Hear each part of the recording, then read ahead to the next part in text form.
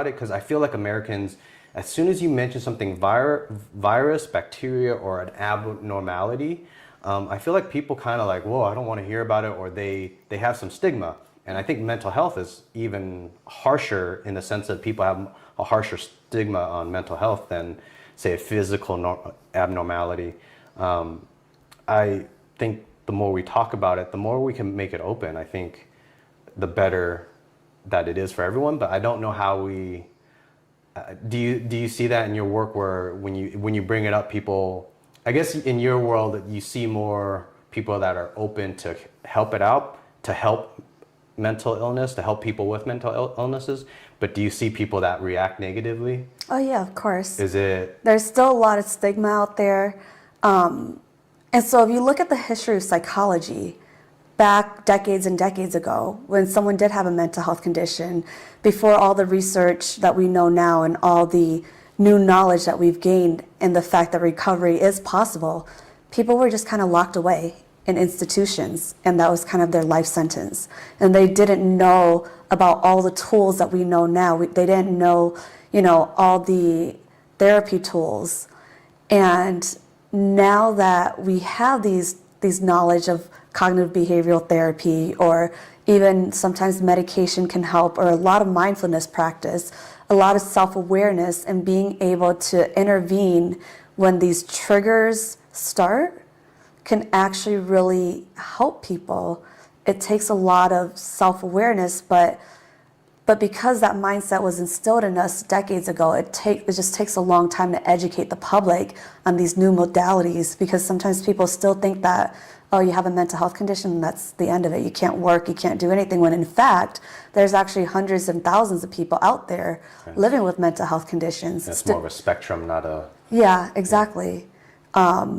So people still do react negatively, but that's where presentations come into play and stories come out. And when people are sharing, yeah, I live with a mental health condition, and this is how I've recovered from it, and these are the tools that I use to be able to stay mentally well and have a focus on that mental wellness aspect.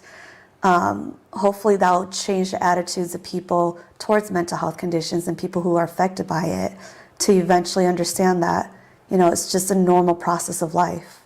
Yeah. What do you find the most challenging at working at Nami? The most challenging, I think it's still the stigma, because I get a lot of phone calls and a lot of families coming in desperate need of help and not knowing where to turn. Just imagine if it was your parent, your mother or father or sibling or son or daughter who's struggling from a mental health condition, and the families are calling in, and they could be in severe psychosis. They could be isolated and locked in their room for weeks at a time, or just in really bad shape, but they're not able to get them help. When should someone contact Nami? And I think that's a kind of a big, but yeah. Yeah, I would say anytime they are ready to look for support, to find support and help. Their loved one doesn't necessarily have to have a diagnosis, and neither do they if they're affected by it. But if they find that they're struggling with their mental health and they just need support, support groups is a great way to get started, because we have weekly support groups virtually at this moment. And it's just a way to meet other people who've been through it. And the group leaders are people who've lived through it as well and have recovered. So it's a lot of information sharing. It's a lot of, just offering support and encouragement in a non-judgmental space.